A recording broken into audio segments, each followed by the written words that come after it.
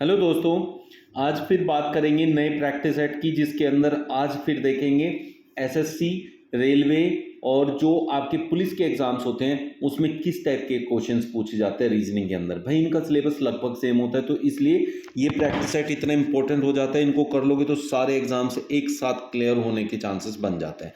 चलिए स्टार्ट करें। पहला क्वेश्चन जिसके अंदर है कथन निष्कर्ष का क्वेश्चन। कथन निष्कर्ष का क्वेश्चन कोई ऐसा एग्जाम नहीं होता जिसके अंदर नहीं आता।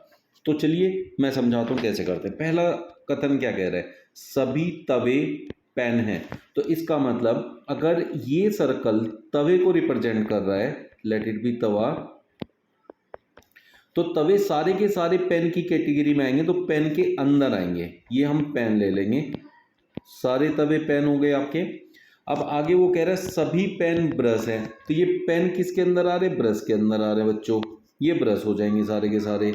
इसका मतलब क्या होगा कि ये दोनों कैटेगरी ब्रश के अंदर आ रही है। फिर वो कह रहा है सभी ब्रश मेज है, तो ये क्या है, जब पूर्णतः समाहित होते हैं एक दूसरे के अंदर तो सबसे ऊपर कौन है, मेज है। ठीक है, ये हो गया। अब इसमें जो इंपॉर्टेंट बात है वो ये है कि जब आप अंदर से बाहर जाएंगे, जैसे तवे से पेन की तरफ जाएंगे, हम कहेंगे सभी तवे पेन है।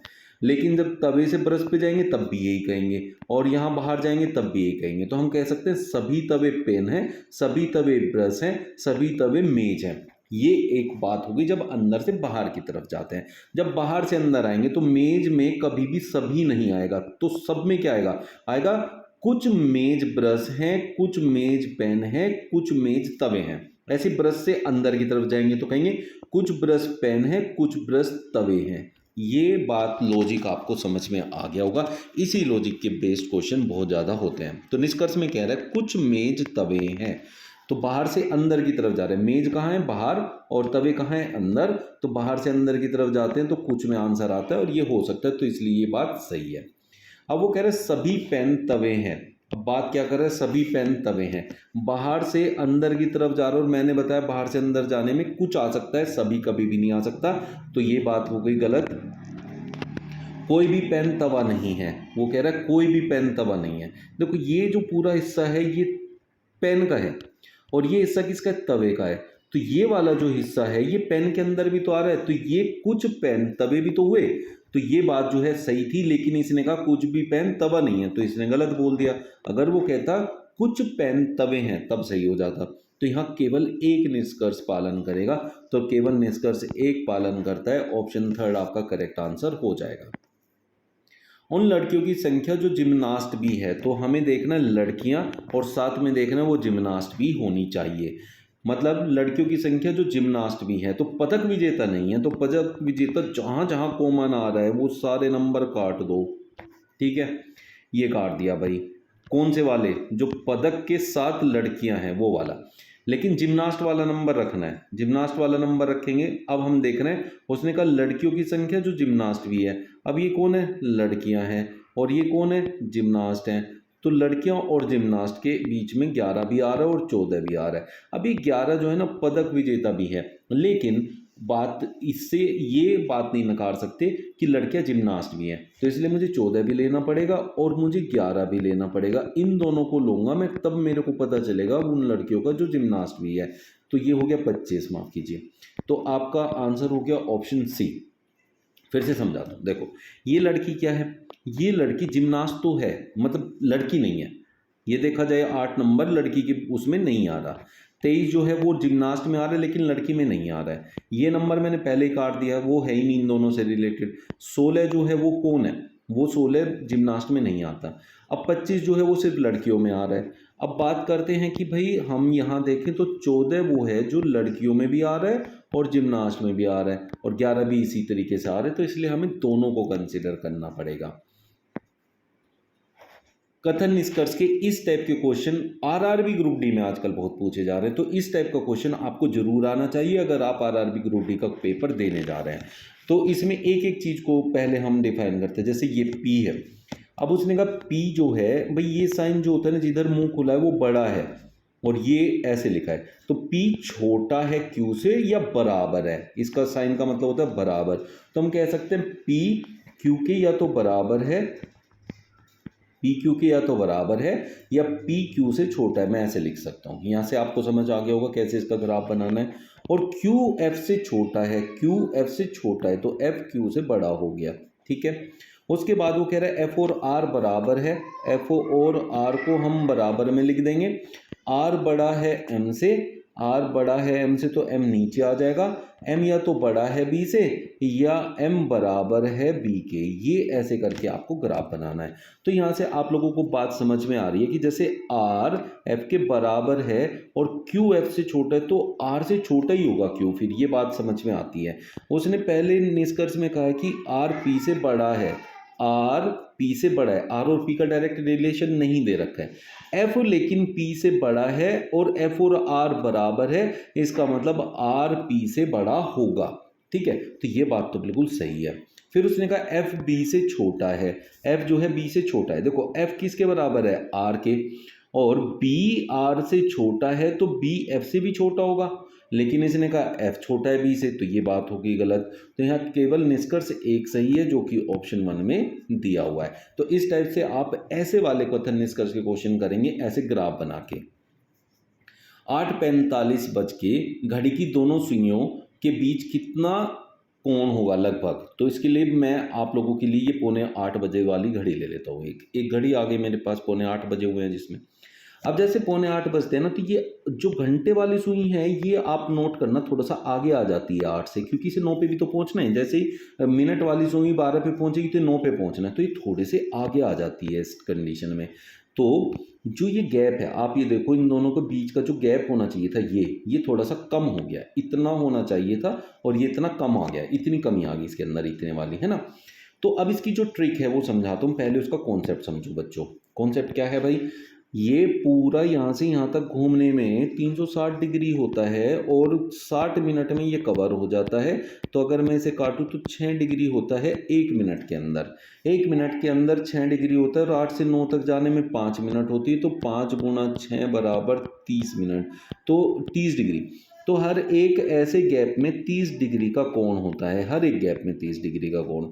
तो 8 से 9 के बीच में भी 30 डिग्री का कोण रहा होगा, लेकिन ये थोड़ा सा कम या ज़्यादा होता है, जैसे मैंने अभी बताया। किस केस में कम होगा और किस केस में ज़्यादा होगा, जब ये घंटे वाली सुई पीछे हो मिनट की आगे हो तो कमी आएगी, और घंटे की सुई आगे हो और मिनट की सुई पीछे हो तो बढ़ोतरी होगी। अब कितनी कमी या बढ़ोतरी होती है, 30 डिग्री था हमारे पास, अब जो घंटे वाली सुई है वो पीछे है तो कमी आएगी। कितनी कमी आएगी, जितनी मिनट है उसका आधा, हमेशा जितनी मिनट होगी उसके आधे को ही ऐड करना है, आधे को ही सब्ट्रैक्ट करना है।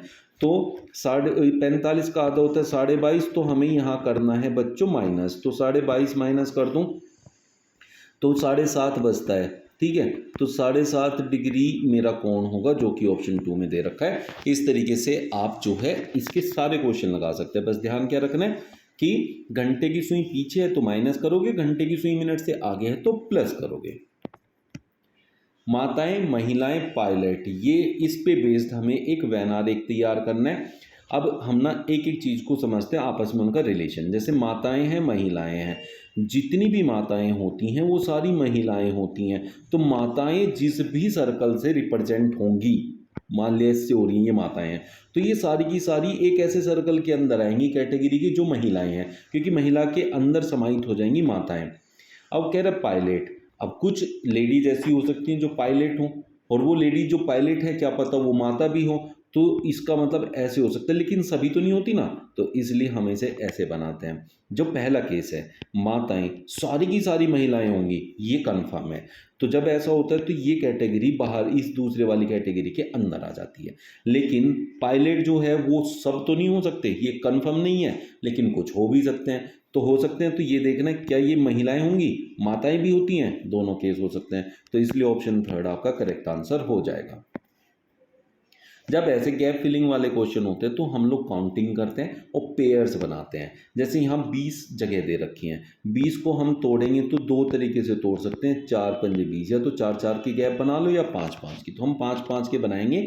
अगर 5-4 वाला होगा तो उसमें अपने आप ही नजर आ जाएगा, 3-4-5, 3-4-5, 3 और 2 5, ऐसे। अब आपको ये देखना है, अगर ये रिपीट करने वाला होगा तो रिपीट करने वाले में हर एक में कुछ ना कुछ चीज़ एक पेयर साथ साथ दिखाई देगा। जैसे हम लोग देखें, इसके लास्ट में BC है, इसके लास्ट में BC है, इसके लास्ट में BC है, तो इसमें भी BC लास्ट में होना चाहिए। इसमें स्टार्टिंग में अब इससे ये पता चलेगा कि रिपीट कर रहा है, तो इसलिए हमें ना जो जो रिपीट हो रहा है वो देख लेंगे। यहाँ स्टार्टिंग में AB है, यहाँ AB है, यहाँ AB है, तो यहाँ भी AB है, ठीक है। अब हमारे पास AB dash BC, AB dash BC, AB dash BC, AB dash BC मिल गया। अब ये जो खाली जगह है इसमें मुझे क्या फिल करना चाहिए? ऑप्शन से ढूंढो कि ABC से अलग कुछ हमारे पास है। हाँ जी, हर एक ऑप्शन में D दिया हुआ है, तो इन खाली जगह में D को फिल कर देंगे। ऐसे आप लोग इसे फिल करके कंप्लीट कर देंगे। भैया हो गया हमारा काम। तो हमने क्या क्या फिल किया, बस वो ऑप्शन में ढूंढना होता है। DDCD, DDCD देखो कहाँ है, DDCD, और लास्ट में भी हमने D लिया है, DDCD D, तो ऑप्शन थर्ड आपका करेक्ट आंसर हो जाएगा। मार्बल्स को 181132192512 के रूप में कोडबद्ध किया गया है। तो उसी तरीके से आपको कंपेयर का कोड पूछा है। आपको ये देखो मार्बल्स के आगे कोड कितना बड़ा लिखा हुआ है। मार्बल्स में 2 2 4 2 6 7 लेटर हैं, यहाँ 2 2 4 2 6 7 2 9 और 3 12 कोड्स हैं। तो ऐसा जब भी क्वेश्चन होगा ना, तो देखो इसको ध्यान से बड़े अच्छे से समझना इसको, जो मैं समझाना चाह रहा हूँ। ये देखो, पहले मैंने ये जो मार्बल्स लिखा हुआ है इनके प्लेस वैल्यू को इनके ऊपर लिख लिया है। फिर इन्होंने जो कोड दिया 18113219, ये मैंने देखो यहाँ पे लिख लिया है।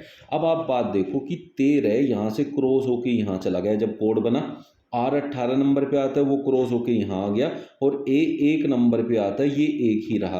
तो इसका मतलब इन तीनों को मैंने आपस में रिलेट किया। ऐसे ही मैंने 12 को यहाँ ले गया, 19 को यहाँ ले आया, और 5 से बन गया 25। अब 5 से 25 बना, यहाँ एक का एक ही था, ये सेम था, ये 25 हो गया। तो यहाँ देखो 5 का स्क्वायर क्या होता है 25, तो इसका मतलब इसका स्क्वायर करके लिखा गया होगा। यहाँ सेम इसलिए क्योंकि एक का स्क्वायर एक ही होता है, तो इसका मतलब बीच वाली वैल्यू का मुझे स्क्वायर करना है और बाकी को क्रॉस करना है। जबकि ये वाली जो संख्या है ये सेम है, तो चौथे नंबर वाली, तो हमें जिसके कोड फाइंड करने हैं उसमें चौथा नंबर ढूंढो। पहले चौथे पे P है, तो P सेम रहेगा। P कितना नंबर पे आता है 16 पे, तो इसे 16 ही लिखना है, ठीक है, समझ आ गया। A का नंबर यहाँ लिखना है जो कि 1 होता है, E का नंबर यहाँ लिखना है जो कि 5 होता है, और R के नंबर का करना है वर्ग। R आता है 18 नंबर पे, तो हमें यहाँ लिखना है 324। उम्मीद करता हूँ अच्छे से क्लियर हो रहा होगा बच्चों। C 3 नंबर पे आता है, उसे इधर लिखना है। M 13 पे आता है, उसे हम यहाँ लिखेंगे, और O आता है 15 पे, तो उसका वर्ग 225 होता है। तो ये हमें ऐसे करना था। अब आपको क्लियर हो गया होगा कि कौन सी चीज़ को कैसे यहाँ डिनोट किया गया है, ये आपको समझना था यहाँ क्वेश्चन में। ये जब करना है जब वैल्यू तो कम है, समझो बात को, कि मार्बल में लेटर कम है और उनके कोड बड़े बड़े आ रहे हैं, मतलब उसकी संख्या ज़्यादा आ रही है, तब ये ज़्यादातर ऐसे होते हैं क्वेश्चन। तो हमारा आंसर क्या बना है देखो, 132253, लास्ट में 5324 है, लास्ट में 5324 और 1, ये रहा 1, 5324 1, 5324 1, ये हमारा यहाँ दे रखा है, यहाँ दे रखा है, दो ही जगह दे रखा है। लेकिन स्टार्टिंग में क्या था 13 225, 13 225 यहाँ पर है, तो इसलिए ऑप्शन 4 हमारा करेक्ट आंसर हो जाएगा। थोड़ा कॉम्प्लिकेटेड होता है, बट भाई ऐसे क्वेश्चन बहुत आते हैं, अच्छे क्वेश्चंस करके जाओगे तो वहाँ जाके आसानी होगी पेपर के अंदर। ये हो गया आपका आंसर। इसके बाद इराक का संबंध दिनार से है, तो इराक की जो करेंसी है वो दिनार होती है, तो हमें यहाँ करेंसी के बारे में बात की गई है। तो म्यांमार का संबंध किससे होगा, म्यांमार का संबंध क्यात से होता है, उसकी करेंसी वो होती है, तो इसका आंसर होगा क्यात। मोमबत्ती जैसे रोशनी से संबंधित है, तो आपको बताना है कौन सा ऑप्शन यही संबंध आपस में दर्शाता है। मोमबत्ती से रोशनी होती है, तो हमारा यहाँ क्या बताया गया है, चीज का कार्य बताया गया है। भाई मोमबत्ती क्या करती है, तो मोमबत्ती रोशनी करती है। पंखा घुटन नहीं करता है, बल्ब अंधेरा नहीं करता है, बल्ब के आगे अगर रोशनी लिखा होता तो भी बात सही हो जाती। फ्रिज ठंडा, तो हाँ फ्रिज ठंडा करता है, ये उसका कार्य है, तो इसलिए हमारा आंसर ये वाला बिल्कुल ठीक हो जाएगा। 6 के विपरीत क्या आएगा, जब भी आपको 2 से ज़्यादा डाइस दी हो, जैसे यहाँ पे दी है, और जो आपसे पूछा है वो अगर एक से ज़्यादा जगह पर मौजूद है, तो आप उन दोनों डाइस को पकड़ लो। जैसे यहाँ 6 है, यहाँ 6 है, तो अगर एक से ज़्यादा जगह पे ये दिया हुआ है, तो आप ये देखो उसके साथ क्या क्या दिया हुआ है, क्योंकि पासे के अंदर जो भी नंबर उसके साथ होगा वो कभी उसके विपरीत हो नहीं पाएगा। तो 6 के साथ वाले देख लेंगे, और जो बचेगा वो उसके विपरीत हो जाएगा। यहाँ क्या है उसके साथ, 1 है, 3 है, और यहाँ क्या है, 2 है, 5 है, तो हमने ये नोट किया कि 1 से 6 नंबर तक होते हैं इसके अंदर नंबर, उसमें से सिर्फ 4 इसके साथ नहीं आया, तो इसका मतलब 4 इसके विपरीत हो जाएगा। तो इसलिए ऑप्शन 1 हमारा करेक्ट आंसर बन जाएगा। एक कोड में टेबल पैड्स को BADCYGAPJ लिखा जाता है, उसी भाषा में बैक स्पेस को कैसे लिखा जाएगा। अब देखो बहुत प्यारा सा क्वेश्चन है बच्चों। हमने यहाँ T है और T से हमारा कोड बना है B, ठीक है। T का कोड क्या बना है, B बना है। T कितने नंबर पे आता है, 20 पे। A हमारा A से फिर क्या बना है, A से हमारा A ही बना है। A 1 नंबर पे आता है, यहाँ भी A ही बना है, ठीक है। फिर B होता है 2 नंबर, यहाँ आ गया D। B होता है 2 नंबर और यहाँ आया D। अब संबंध को समझते हैं। B 2 नंबर होता है, A 1 नंबर होता है, D 4 नंबर होता है। आप ये देखें 20 था, 20 से 2 कैसे बन सकता है, अगर मैं इन दोनों अंकों को जोड़ दूं 2 + 0 तो 2 ही होता है, ठीक है। तो ये 2 नंबर आ गया, उसका मैंने प्लेस वैल्यू लिख दिया। A 1 पे है तो 1 ही आ गया, लेकिन 1 के 2 संबंध होते हैं, एक को डायरेक्ट 1 लिखोगे तो भी और एक का स्क्वायर करके लिखोगे तो भी 1 ही आएगा। लेकिन यहाँ देखो B 2 है, 2 का वर्ग करके 4 होता है और 4 पे D आता है, इसने D बनाया। तो इसका मतलब क्या है, जो सिंगल लेटर है, जैसे ये सिंगल उसमें आया डिजिट में, उसका वर्ग करके लिखा गया है, और जो 2 डिजिट वाला नंबर है उनकी आपस में डिजिट को जोड़ के लिखा गया है। इसको कंफर्म करते हैं आगे। L कितने नंबर पे होता है, L होता है हमारा 12 नंबर, L होता है हमारा 12, तो 2 डिजिट का है, हमारे हिसाब से इन दोनों को जोड़ना चाहिए। 2 और 1 3, 3 नंबर पे C आता है, इसका कोड C होना चाहिए। ये देखो इसका कोड C ही है। तो इसी फॉर्मेट को यूज करते हुए हम बैक स्पेस की वैल्यू निकाल लेंगे, इसको कर लेंगे। ये बहुत अच्छा सा इंपॉर्टेंट सा क्वेश्चन है। एक एक क्वेश्चन आपको ऐसे ही सोल्व करने हैं भाई, और एक एक क्वेश्चन का आपको आंसर निकालना है ऐसे समझ समझ के। ये बढ़िया बढ़िया क्वेश्चन मैं आपके लिए लाता हूँ, ये बहुत काम आते हैं लेकिन एग्जाम्स में। B 2 नंबर पे होता है, A 1 नंबर पे, C 3 पे होता है। आप बताएं तो K कितने पे होता है हमारा K होता है 11 नंबर। अब S की बात करें तो S होता है 19 नंबर। P की बात करें तो वो 16 नंबर, A 1 C 3 E 5।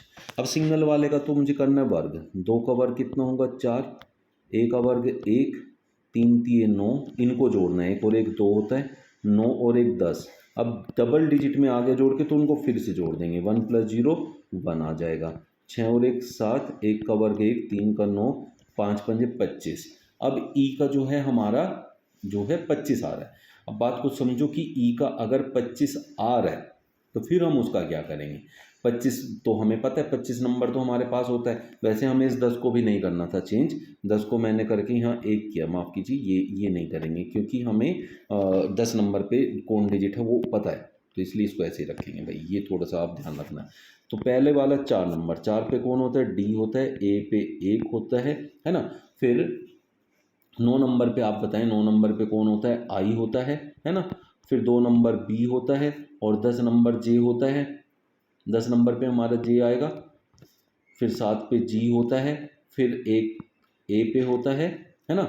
और फिर 9 नंबर आया, फिर I हो जाएगा, ऐसे करके हमारा ये बन जाएगा। और 25 आया था तो उस पर Y होता है, Y का 5 का वर्ग किया ना 25, है ना।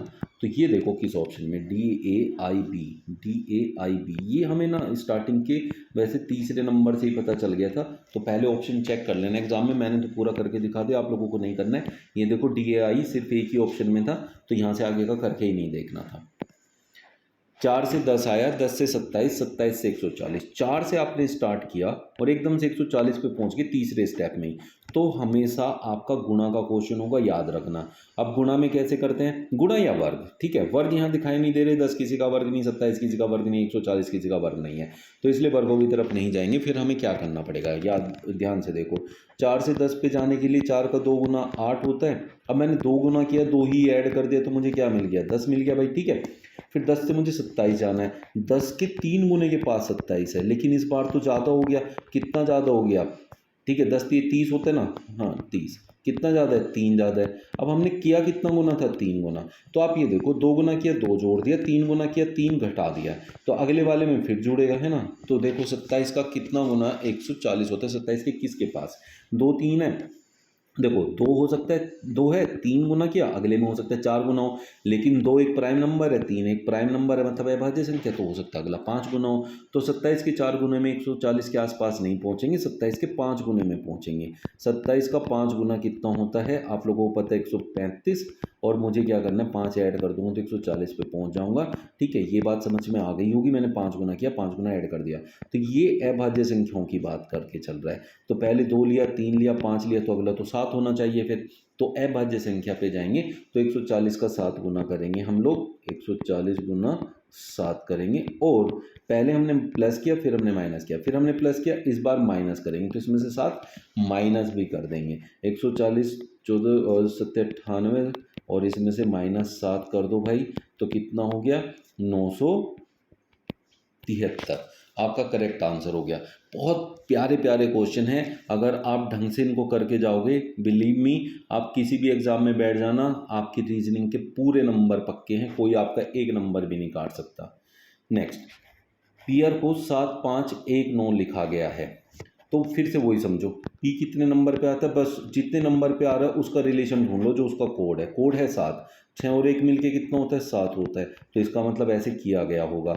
ई क्या होता है, ई होता है हमारा पाँच नंबर, पाँच को उसने पाँच ही लिखा है। ठीक है, ए एक पे होता है, तो एक को एक ही लिखा गया है, तो इसका मतलब उसने सिंगल डिजिट के साथ कुछ भी छेड़छाड़ नहीं करी है। लेकिन जो दो डिजिट में आ रहे हैं, जैसे आर 18 पे आता है, तो उन दोनों को जोड़ के लिखा है, एक और आठ नौ, तो दो डिजिट वाले को आपस में जोड़ के लिखना है, सिंगल डिजिट बनाना है, मतलब उसके हिसाब से।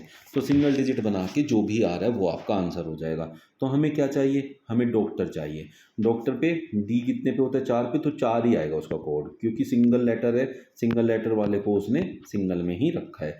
फिर ओ हमारा कितने पे होता है बच्चों, 15 पे, तो 15 का हम क्या करेंगे, एक और पाँच, छः हो जाएगा, चार छः हो गया, चार छः सारे ही ऑप्शन में दे रखा है, तो इससे अभी हमें कुछ पता नहीं चलेगा। सी तीन है, तो ये तीन नंबर पे ही आएगा। टी 20 पे होता है, 20 पे होता है, तो दो प्लस जीरो करेंगे तो दो आएगा, चार छः तीन दो, सारे ही ऑप्शन में लगभग दे रखा है, चार छः तीन दो, चार छः तीन दो, चार छः तीन दो, तो ये हट जाएगा हमारा। ठीक है, ओ कितने पे, ओ का कोड अभी हमने निकाला था, ओ कितने बते, 15 पे, पाँच और एक छः हो जाएगा। फिर दो के बाद छः होना चाहिए, तो दो के बाद यहाँ तीन है और यहाँ नौ है, तो इसलिए ऑप्शन वन आपका करेक्ट आंसर हो जाएगा। उम्मीद करता हूँ अच्छे से समझ में आ रहा होगा आप लोगों को, और ये बहुत इंपॉर्टेंट क्वेश्चंस हैं जो आपके हर एक एग्जाम में लगभग आपको मिल जाएंगे। ये होता है समुच्चय वाला क्वेश्चन। समुच्चय वाले क्वेश्चन में क्या होता है, आपको ऊपर ऐसे एक तीन नंबर दे देगा, कहीं इनमें एक रिलेशन है, उस रिलेशन के अनुसार आपको देखना है क्या रिलेशन बना रहा है, वही रिलेशन फिर आपको ऑप्शन में से ढूंढना है। ठीक है, अब 13 एक छोटी संख्या, तीन एक छोटी संख्या, लेकिन 196 बड़ी संख्या, लेकिन 196 मुझे पता है 14 का वर्ग होता है और 13 के वर्ग के पास होता है, तो अगर मैं 13 का वर्ग करने जाऊं तो 169 होता है। ठीक है, और मेरा यहाँ से 13 का 169 हो गया। अब मुझे कितना दूर है ये, मुझे ये समझना पड़ेगा भाई। 196, 9 7 16 माइनस करके, और 8 6 2, 27 दूर है। अब 27 का रिलेशन मैं तीन से ढूंढ लूंगा, तीन का क्या होता है, क्यूब होता है, तो इसका मतलब पहली संख्या का क्यूब और दूसरी का वर्ग जोड़ के मुझे तीसरी संख्या मिली हुई है। बात समझ में आई। तो यही सेम चीज़ अगर मैं देखूं तो मुझे ऑप्शन में देखो, पाँच का घन क्या होता है, पाँच इकाई अंक आएगा, और 15 का वर्ग क्या होता है, पाँच इकाई अंक आएगा, पाँच और पाँच जुड़ के क्या होता है, जीरो होता है। तो इसमें मुझे रिलेशन मिल सकता है। इकाई के अंक वाला आपका बहुत समय बचाता है जब ऐसे क्वेश्चन होते हैं, तो इसे करके देख सकते हैं। पाँच का क्यूब 125, पहली संख्या का क्या करना है, क्यूब करना है, दूसरे का वर्ग करना है, 15 का वर्ग होता है 225, इन जोड़ों को जोड़ दो भाई, 5 10, 2 2 4 5, 2 और 1 3, 350। तो इसलिए ऑप्शन थर्ड मेरा करेक्ट आंसर हो जाएगा। उम्मीद करता हूँ बड़े अच्छे से आप लोगों को क्लियर हो गया होगा ये चीज। 3 27 243 2187। अब आपसे पूछा है कि भाई आगे क्या आएगा, इसी प्रकार से आगे क्या बनेगा। तो जिसको भी ये क्वेश्चन समझ में आया है या कोशिश कर रहा है, तो मैं कहता हूँ कि इसको वीडियो को पॉज करके भैया अपना आंसर कमेंट करके देखो, फिर आपको पता चलेगा। 3 27 243 भाई ये बड़ी संख्या है, लेकिन हमें छोटी संख्याएं तो समझ में आती है ना, बड़ी संख्या समझ में नहीं आ रही तो कोई बात नहीं, लेकिन छोटी संख्याएं तो समझ में आ रही ना। तो पहली है 3, दूसरी है 27, 27 को 3 से रिलेट करूं तो 3 का घन होता है, और 243 को 3 से कंपेयर करो तो 3 की पावर 5 होता है। उसी प्रकार से 2187 जो है 3 की पावर 7 होता है। तो यहाँ 1 था, वहाँ 3 था, फिर 5, फिर 7, 1 और 2 3, 3 2 5, 5 2 7, तो इसका मतलब 3 की पावर 9 मेरा आंसर होना चाहिए। ठीक है, अब 3 की पावर 9 तुम लोग करोगे, बहुत टाइम लग जाएगा। तो आप ये देखो सारे ऑप्शंस में इकाई अंक अलग अलग हैं, तो आपको सिर्फ इकाई अंक निकालना है। कैसे निकालोगे? देखो 3 की पावर 7 तो ये रहा 2187 है ना। तो आपको 2 बार और 3 की मल्टीप्लाई करनी है। 3 की करोगे तो 3 7 21, एक आएगा, फिर 3 की करोगे तो 3 एकम 3, तो इकाई अंक 3 आना चाहिए जब सोल्व करेंगे। तो इसका मतलब अगर मुझे इसका पता भी नहीं है ना, तो भी मैं इसका आंसर निकाल दूंगा। ये रहा मेरा आंसर ऑप्शन 4। भाई वर्ग और घन बहुत इंपॉर्टेंट है, हर एक वीडियो में बोलता हूँ। 20 तक के घन और 30 तक के वर्ग अगर आपको याद हैं तो भाई मज़ा आ जाएगा आप लोगों को, रीजनिंग करने में कोई दिक्कत नहीं आने वाली। चलो, त्रिभुजों की संख्या ज्ञात करनी है। इसके लिए ट्रिक हर एक सेशन में सिखाता हूँ, आज फिर सीख लीजिए। जब भी एक त्रिभुज हो और उसमें से एक लाइन ऐसे बनी हो, वहाँ से हमेशा 3 त्रिभुज प्राप्त होते हैं। और जो वर्ग होता है, वर्ग में जितने भी खंड बनते हैं, जितने भी प्लेसेस बनते हैं, बस उनको नंबरिंग कर देते हैं। तो जैसे ये बीच वाला है, इसमें हमारे पास कितनी जगह बनी हुई है, जितने भी खंड बने हैं सबको नंबर दे दो। जैसे 1 2 3 4 5 6, जो सबसे बड़ा नंबर आता है उसका 2 गुना आपके यहाँ त्रिभुज मौजूद होते हैं, जो कि 12 बन गए। तो इस पूरे में से तो देखो 12 बन गए। ठीक है, ये अकेला है, इसका किसी से कोई लेना देना नहीं, एक यहाँ से मिल जाएगा। तो कितने हो गए बच्चों? 13 हो गए। ठीक है, उसके बाद ये वाले के हिसाब से 3 बनने चाहिए। तो इधर देखो, ये तो ऐसे 3 बना रहा है ना, कि बना रहा है, तो 3 ही हो गए। तो कितने हो गए? 16। बहुत से बच्चे ना बस यहीं छोड़ देंगे कि सर 16 आंसर आ गया, लेकिन ऐसा नहीं होता है, बात को समझते हैं। बात यह है कि कंबाइंड फिगर भी होती है। जैसे ये देखो, ये यहाँ से यहाँ तक भी तो एक त्रिभुज ही बना रहा है, और यहाँ से यहाँ तक भी एक त्रिभुज ही बना रहा है। तो 2 त्रिभुज ऐसे अलग से भी आपको कंबाइंड करके, तो कंबाइंड वाले आपको फिगर देख के समझने पड़ेंगे, बाकी जो ये ट्रिक से हो जाएंगे। तो इसलिए यहाँ टोटल हमारे पास 18 त्रिभुज बनते हैं। उम्मीद करता हूँ अच्छे से क्लियर हो गए होंगे, आप लोगों को समझ आए होंगे। अलग को पहचानो। यहाँ 4 संख्याएं हैं, 4 संख्याओं में से कोई एक अलग है, जबकि बाकी 3 एक जैसी होंगी, मतलब एक अलग होगी। अब बहुत से बच्चे इसमें देखेंगे, भाई वैसे देखेंगे क्या, मतलब ये पैटर्न होता है कि आप देखो भाज्य संख्याएं हैं क्या, अभाज्य संख्याएं हैं क्या। अब सबके लास्ट में 6 4 4 8 है, तो सारी भाज्य हैं। भाज्य, अभाज्य, सम, विषम, देखा जाए तो सारी की सारी सम है, क्योंकि आखिरी में सम संख्याएं हैं, तो सारी सम भी हैं। तो ऐसे केसेस में जब इतनी बड़ी बड़ी संख्या हो तो क्या देखोगे? वर्ग और घन इतने बड़े बड़े भी नहीं होते, और वैसे वर्ग और घन में मतलब थोड़ा सा मुश्किल भी होता है। तो इतनी बड़ी बड़ी जब भी संख्या हो ना, तो मेरी बात मानो, हमेशा अंकों की तरफ जाओ, बहुत ज़्यादा बार आपका आंसर सही आ जाएगा। जैसे देखो, पहले 2 अंक, 2 और 9, 3 और 6, 2 9 18, 3 6 18, इनकी गुणा भी 18, इनकी गुणा भी 18, 8 3 24, 6 चौक 24। भैया ये वाला पैटर्न लग रहा है इसका मतलब। अब देखो, ये जिसमें नहीं लग रहा वो अलग होगा। 6 चौक 24, 8 3 24 है ना। अब इसमें देखो 6 3 18 और 9 चौक 36, तो अलग कौन हो गया? ऑप्शन 3 हो गया। तो ये आपका करेक्ट आंसर हो जाएगा। बिल्कुल यूनिक सा क्वेश्चन है, बहुत से बच्चों ने देखा भी नहीं होगा, बट आगे जब भी आपके सामने आएगा फिर सेकंड्स में कर दोगे आप लोग। 81 63 का जो संबंध आपस में है, 74 का वही संबंध किससे होगा? नंबर एनालॉजी है। तो इन दोनों के बीच में एक रिलेशन ढूंढना होता है, उस रिलेशन के अनुसार हमें सोल्व करना होता है क्वेश्चन। अब ये बात समझें कि भाई इसमें क्या आपका मिल सकता है, वो भी तो बात है ना। तो इसको देखना बड़ा इंपॉर्टेंट होता है। अब बहुत सारी चीज़ें लगती हैं इसमें, बट आपको जो सबसे पहले चेक करना है, जब भी ऐसा क्वेश्चन लिखा हो, भाई भाज्य अभाज्य जरूर चेक कर लेना पहले। जैसे 81 63 दोनों भाज्य हैं, 74 भाज्य है, तो इधर भी एक भाज्य संख्या आनी चाहिए। और मुझे ये कैसे पता चला, आपको कैसे पता चलेगा एग्जाम के अंदर? देखो 13 43 23 ये सारी अभाज्य संख्याएं हैं। तो जब भी आपको ऑप्शंस में 3 संख्याएं अभाज्य हो ना, तो हमेशा दिमाग चलाओ कि भैया ऊपर भाज्य अभाज्य का काम हो सकता है। तो अब मुझे लगनी है भाज्य, भाज्य सिर्फ एक ही संख्या है, तो हो गया 33, तो ये मेरा आंसर हो गया।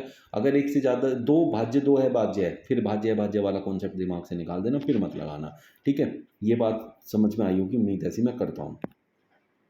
निम्नलिखित शब्दों को तार्किक और सार्थक क्रम में व्यवस्थित करें। तार्किक मतलब एक तर्क होना चाहिए उस बात का, ऐसा नहीं कि कुछ भी कह दिया। और सार्थक का मतलब एक पर्टिकुलर पैटर्न होना चाहिए, भाई सार्थक क्रम होना चाहिए। जैसे खाना खाने के लिए पहले क्या करेंगे? पहले खाना रखेंगे, फिर उसे तोड़ेंगे, फिर चबाएंगे, फिर खाएंगे, है ना, वो एक सार्थक क्रम होता है। तो ऐसे होता है, मतलब सार्थक क्रम ढूंढना है हर एक चीज़ में। यहाँ देखो, यहाँ परिणाम, प्रचार अभियान, शपथ, नामांकन, मतदान, तो इससे समझ में आता है कि ये किसी न किसी जो है इलेक्शन की बात हो रही है। तो इलेक्शन में सबसे पहले परिणाम आएगा? नहीं आएगा, परिणाम तो बाद में आता है ना। प्रचार अभियान, भाई प्रचार अभियान तो पहले होता है, लेकिन उससे पहले हमारा नामांकन होता है। तो सबसे पहले नंबर पे हमें नामांकन करना पड़ेगा। नामांकन के बाद क्या करेंगे हम लोग? फिर हम प्रचार करना शुरू कर देंगे, भाई मेरे को वोट देना। फिर हम मतदान होगा, फिर हमारा, है ना, मतदान होने के बाद परिणाम आएगा जिसमें हम जीत जाएंगे। फिर उसके बाद हम शपथ लेंगे। तो ये हो गया हमारा पैटर्न। तो चार, ये क्या हो गया, पहले नंबर पे कौन है? 4 है। तो हमारा आंसर क्या होना चाहिए? पहले नंबर वाला, फिर दूसरे पे दूसरा ही है, फिर तीसरा नंबर हमारे हिसाब से 5 होना चाहिए, फिर हमारा 1 होना चाहिए, फिर 3 होना चाहिए। अब ये पैटर्न जिस भी ऑप्शन में दे रखा है वो आपका आंसर हो जाएगा। 4 2 5 1 3 ऑप्शन 1 आपका करेक्ट आंसर हो गया। उस विकल्प का चयन करें जिसमें नीचे दी गई आकृति अंतर्निहित है। अब ऐसे क्वेश्चन जब भी करो ना, तो ये जो ऊपर पैटर्न है, इस पैटर्न को ढूंढ लो बस कहाँ पे बना हुआ है। अब इसका जो ऊपर का हिस्सा है वो ऐसे, ऐसे और फिर ऐसे है, ये दिख रहा है, ऐसे ऐसे घर सा बना हुआ है। तो ऐसा घर सा इसमें तो नहीं बना हुआ, इसमें बना हुआ है, इसमें बना हुआ है, इसमें नहीं बना हुआ, और इसमें बना हुआ है, ठीक है। फिर उसके बाद मुझे ढूंढना है ऐसे 2 लाइन ऐसे। अब ऐसे इधर से तो नहीं आ रही, इसमें ये सर तो बन रहा है, लेकिन इसकी लाइन ऐसे तो यहाँ तो चली गई, यहाँ भी जा रही है, लेकिन ये नीचे ये ऊपर है, जबकि उसने दोनों सेम हाइट पे कर रखे हैं। तो ये हो गया, और इधर सेम हाइट पे है, तो ये हो गया। 2 टांग भी निकाल रखी है उसने नीचे, ये दोनों टांगें यहाँ पे निकली हुई है नीचे। तो इसलिए मेरा आंसर जो है ये ऑप्शन 3 बन जाएगा। Option 3 is our correct answer. ये है बच्चों आपका होमवर्क यूनिट जो है आपका, मैंने ये रखा है टेस्ट। इसमें आप लोगों को बताना है क्या आप इसका आंसर होगा, कमेंट करके लिख देना। और आज का सेशन कैसा लगा भाई, कमेंट बॉक्स में बता दोगे तो बढ़िया रहेगा। कुछ कमी है तो उसको भी लिख देना, ताकि हम अगले सेशन में उसको सुधार पाएँ। और जो चैनल पे नए हैं भाई, सब्सक्राइब कर लेना, शेयर कर दोगे तो बहुत बढ़िया रहेगा। बेल आइकन प्रेस कर लेना ताकि आपको हर एक सेशन का नोटिफिकेशन भी मिलता रहे। कल फिर आऊँगा बढ़िया से एक प्रैक्टिस सेट लेके, जिसके अंदर होंगे बहुत इंपॉर्टेंट क्वेश्चंस। मिलता है कल फिर। Thank you.